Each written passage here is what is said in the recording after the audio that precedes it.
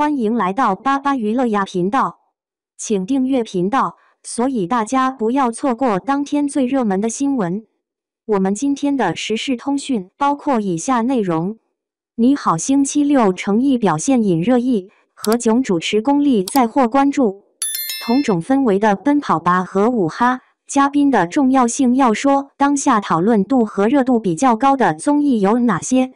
除了姐姐们即将成团的浪姐6，那么应该就是终于有了跑男感觉的奔跑吧了。最新的一期中，首先映入眼帘的是奔跑吧的兄弟们，他们并肩而立，手腕相扣，一同向前奔跑，凭借着人力的力量拉动了几吨重的铲车。在震撼和惊奇之际，兄弟们的团结精神再次被点燃。在操作拉铲车时，可以看到李云瑞站在中央，身体降低到极限，尽力发力，以便让其他人轻松一些。名为猎豹的郑恺，单从他红长的脸庞就能看出他已拼尽全力，真是棒极了。更加热烈激昂的气氛，就是兄弟们接力完成13公里，彼此激励和相拥的情景。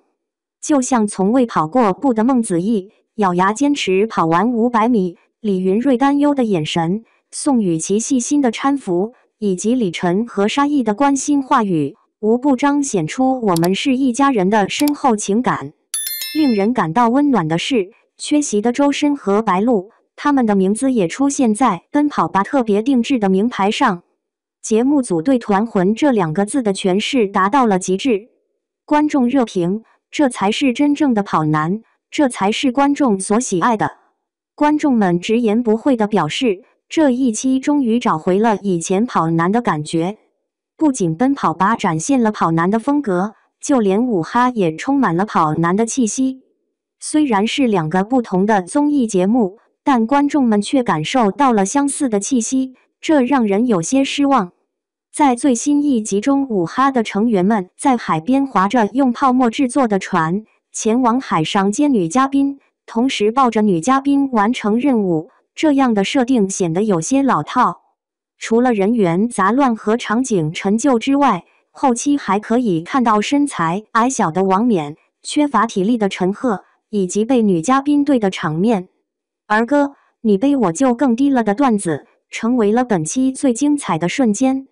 演 familiar 的场景让我不禁回想起奔跑吧中蒋欣与陈赫关系紧张的一集，这不就是复制与粘贴的体现吗？同时，邓超的脸上流露出非常痛苦的神情，脚下却穿着指压板鞋。观众评论称，怎么觉得越来越像跑男了？观众们纷纷表示，李乃文应当常驻。李乃文一旦退出，似乎舞哈的幽默效果就大幅下降了。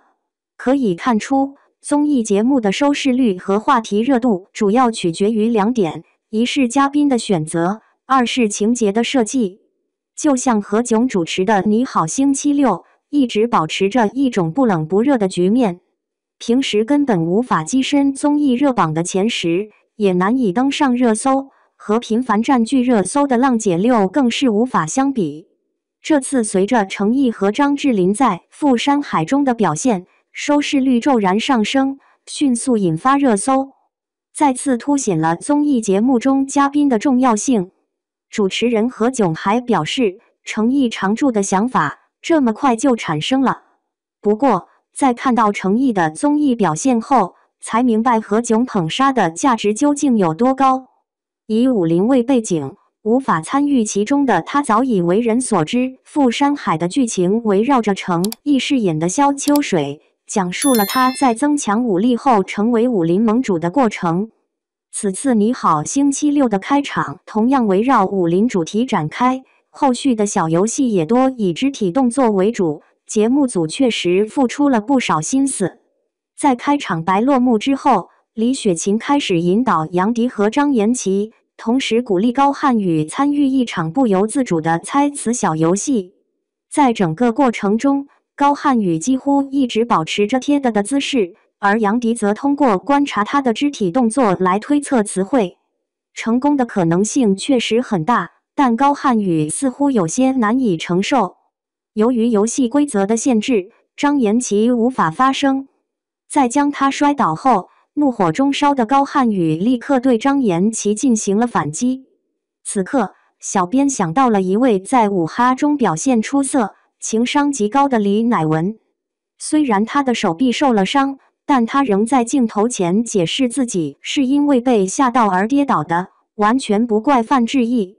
如果说高瀚宇搞不定，那整场都傻乎乎，偶尔能答对一些谜题的程毅就显得有些呆萌了。双手握拳，身体扭动而姿态拘谨，嘴角微微抿起的神情，完全不像一个35岁成年人应有的样子。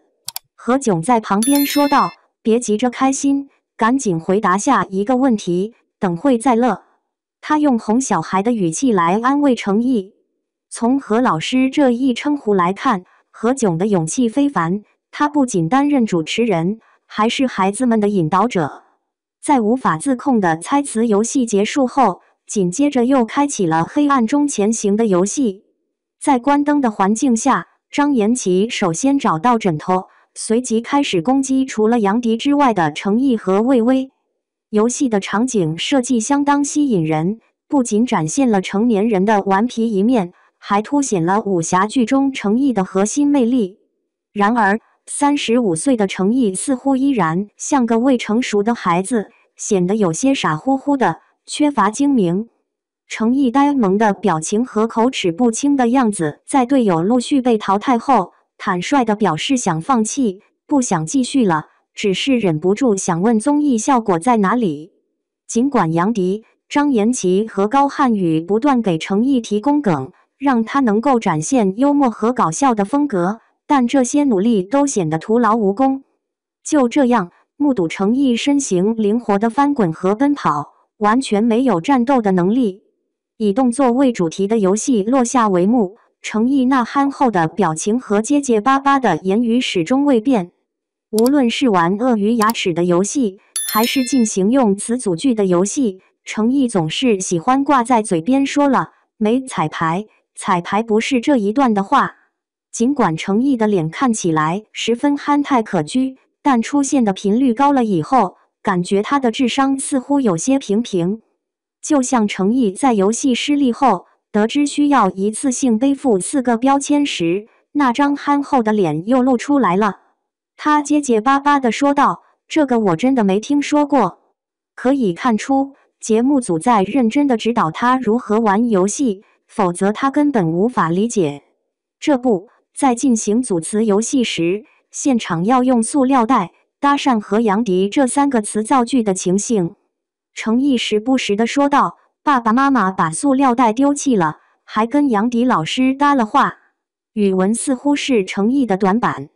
在综艺效果极佳的杨迪对程毅的语言能力感到惊讶后，打算请程毅进行纠正时，何炅和李雪琴突然出现。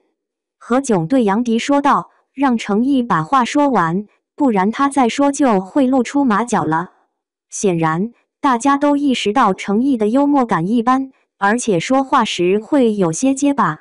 最终的答案仍然需要依赖于具备才能的张智霖，他曾担任过导师。他说，杨迪提着一个塑料袋在和人聊天，这个画面让人忍俊不禁，语句流畅且显得稳重。接着提到程毅、火和腹肌这一组合时，程毅那张不太好看的嘴和缺乏创意的思维又浮现出来，居然组合出了这样一句话：爸爸妈妈说腹肌坏了，需要烤一下就火了。难道他会成为下一个文盲王一博吗？光是看看杨迪无奈和一言难尽的表情，就能明白程毅不仅没有把句子说好，还遗漏了一些词汇。观众评论道：“完全没有逻辑，十分抽象。”然而，谁能想到在综艺正式录制之前，程毅竟然私下进行了超过2个小时的彩排。不过，效果确实一般。观众评论道：“排练的真没意思。”毫不客气的观众评论道：“程毅又断线了。”如果要谈论既具智商又拥有幽默感的人选，那何炅无疑是最佳代表。在确保句子流畅的基础上，还将程毅抛出的低级梗结合在一起，成功挽回了他的面子。看起来李现同样是个腼腆的人，他不常参与综艺节目，这倒是个明智的选择。总体来说，观看了程毅在《你好星期六》中的表现后，我只能说他的表现显得很沉闷，且言辞不够流畅。